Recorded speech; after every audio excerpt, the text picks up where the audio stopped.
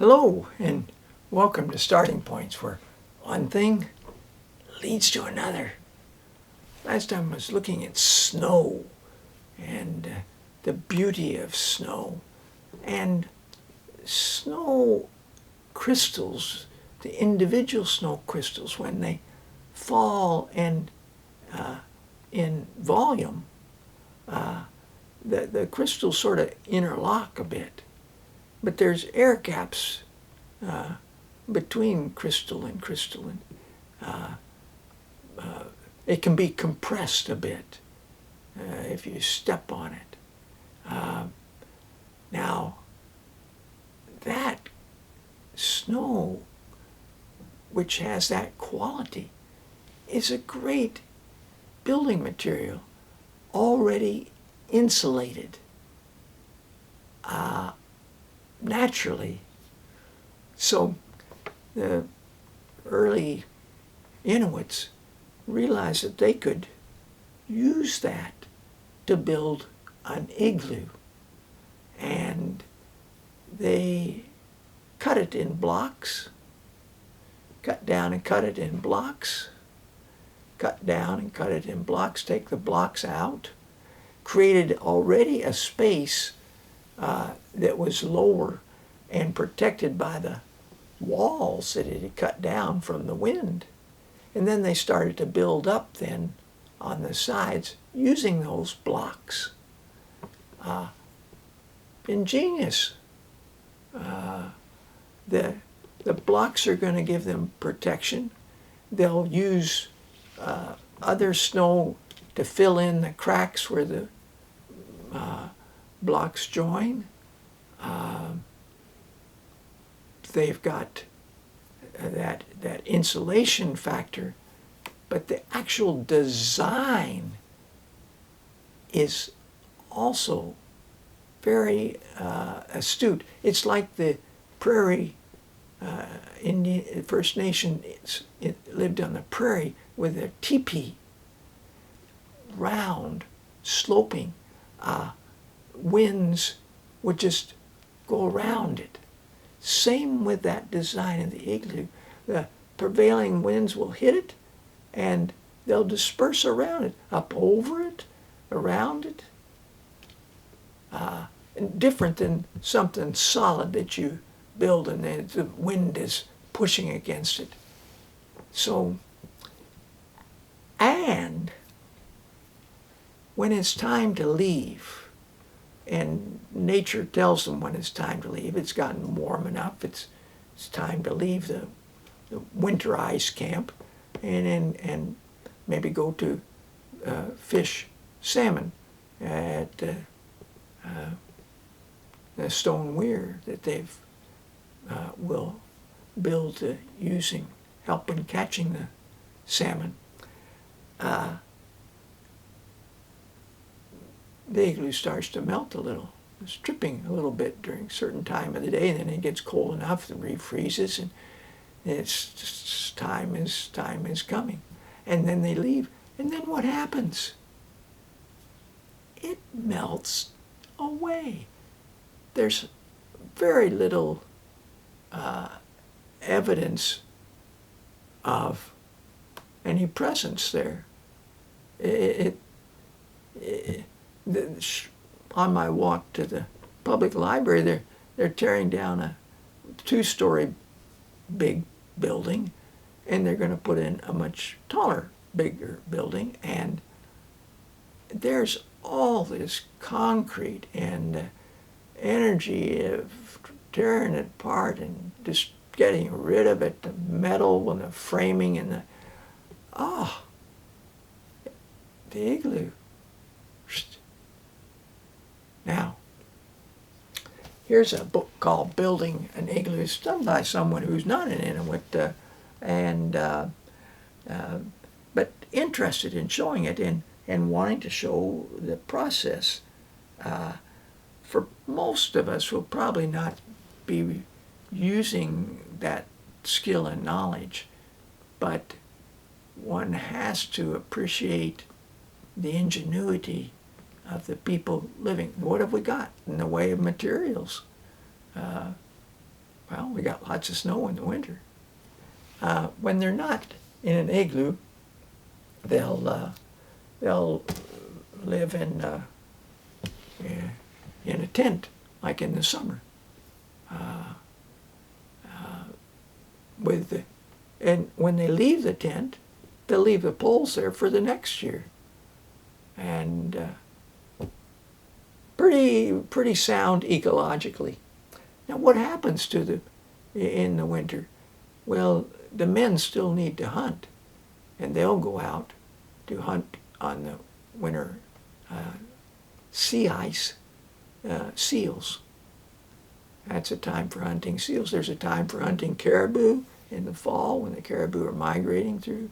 And the Inuit tend to be in small groups.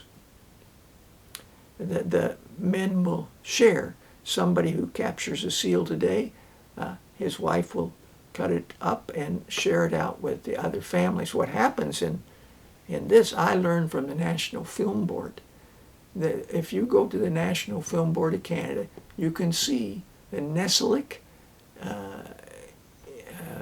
films. There's like 25 or more films about what they do.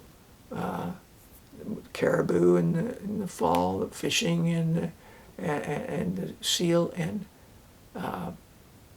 it's so in the winter they've got 4 films on the winter sea ice camp, and nobody's telling you what's going on. You just watch like an anthropologist and observe what goes on, and so it's fascinating that way. And they've got good solutions worked out.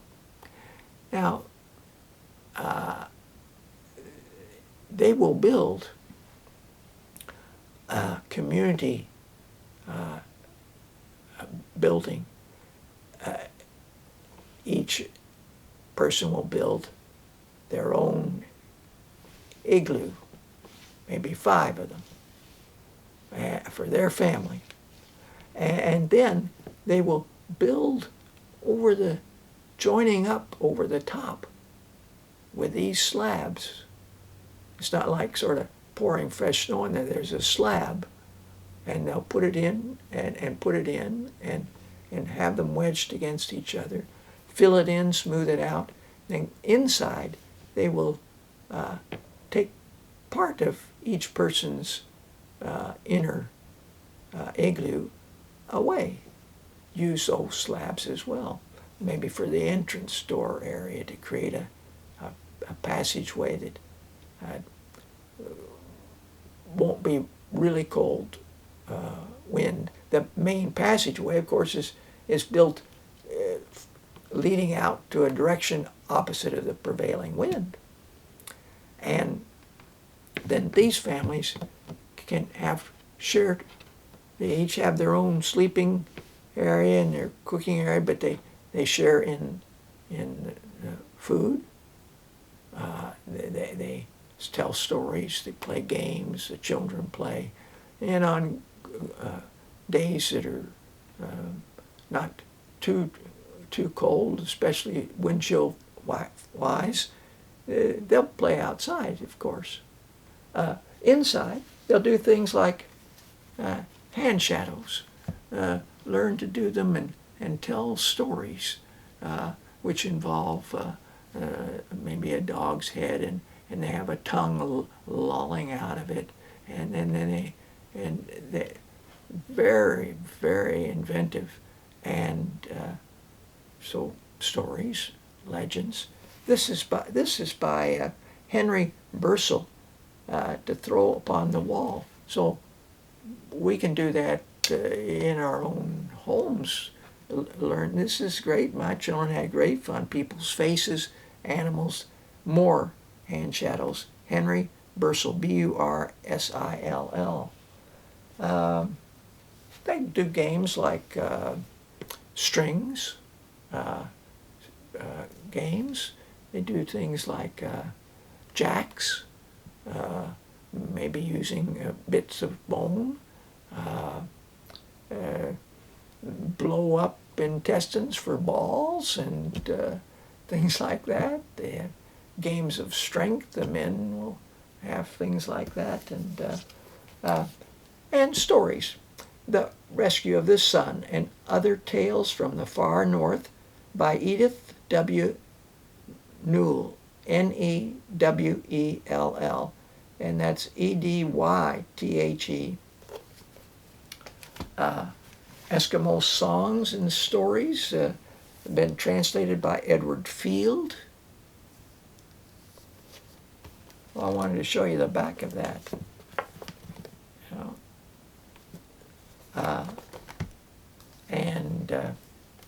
There's seal hunting things going on in the artwork on that particular page. I Breathe a New Song. This is edited by Richard Lewis, and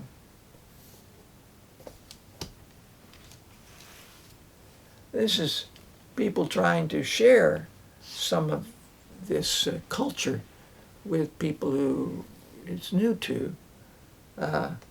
This is Howard Norman, and he tells a number of tales here. The Girl Who Dreamed Only Geese, and Other Tales of the Far North. Leo and Diane Dillon did the artwork, and their artwork is, well, it's gorgeous. And so I want to speak about two artists, and not the far north so much, though one of them did depict the far north, but they were both Ukrainians who came and settled in the prairies. This is A Prairie Boy's Winter, and it's done by William Kurlik. And William Kurlik's father and family moved from the Ukraine during the years of the Depression, the 1930s. And here they were able to get land that was their own land.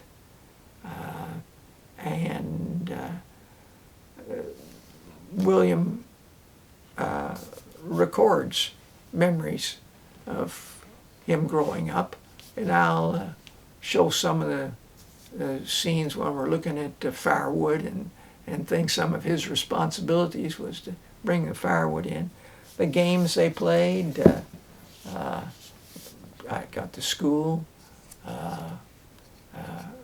geese and fox and geese. He did one about the summer, Prairie Boys Summer, and so both of them are included in one volume, Prairie Boys Winter and Summer. When he got older, he worked in a lumber camp, wrote a book about that. I'll show that with you when we're looking at lumber camps. Then he went on a trip across Canada, and each province he recorded things and wrote about it. He didn't necessarily bring back sketches. He often did his completed work right there. This is one from Newfoundland. And he also went to the Arctic. This man's sitting. Sometimes you'd be bent over looking, and you'd have a long hair, piece of fur, tiny hair from a fur, stretched over the hole. Here he looks like he may have some sort of a small hole that he can maybe see movement in. But when the seal would come up, that changed the air pressure, and that little hair would move, and the hunter would know that the seal was coming up. They have to come up for air. So the last of the Arctic, William Kurlik. I I seem to have marked a picture here. Yes. Drawing of an igloo, building an igloo. They're cutting just sort of like slicing bread, big slabs that they will use. And then for the entrance, that was important, to create an entrance that you would often crawl in, and there'd be some animal furs over the entrance, the main entrance, and you just part, and when you went in, the furs would fall back over and close that. Peter Shostak.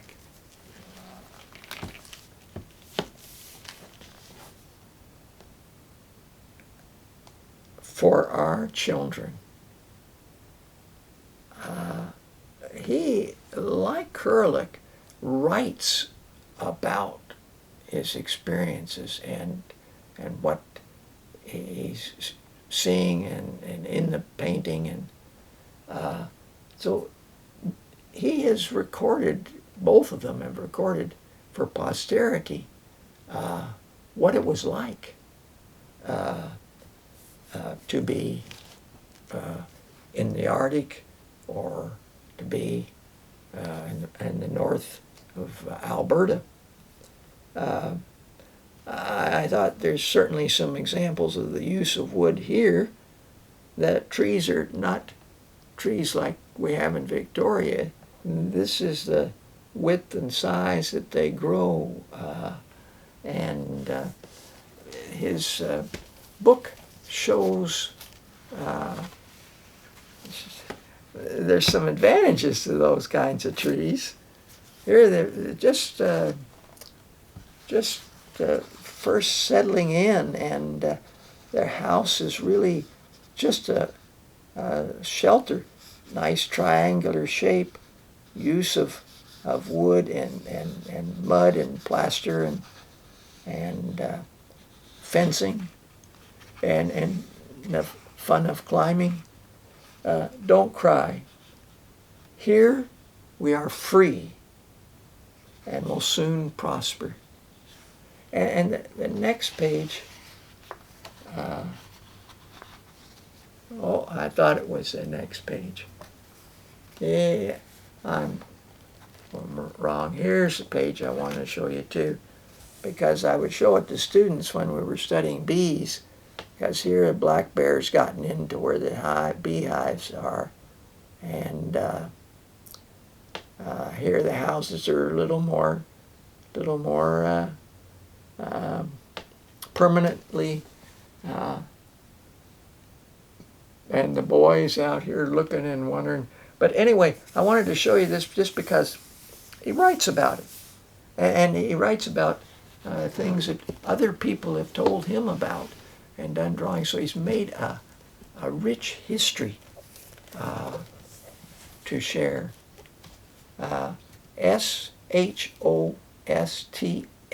Shostax. Hockey under winter skies was, of course, what the young boys did lots of. I think he decided this would be a pretty marketable thing when nights were long. Storytelling. Here's the woodpile. Clear off some snow, flood it, and you've got a skating rink. Beautiful scenes because the nights are long there, and they'd often be out playing under the full moon. Some beautiful paintings of the world with white and moonlight. Well, thanks for joining me. Until next time, when we'll look again at Arctic, and bye for now.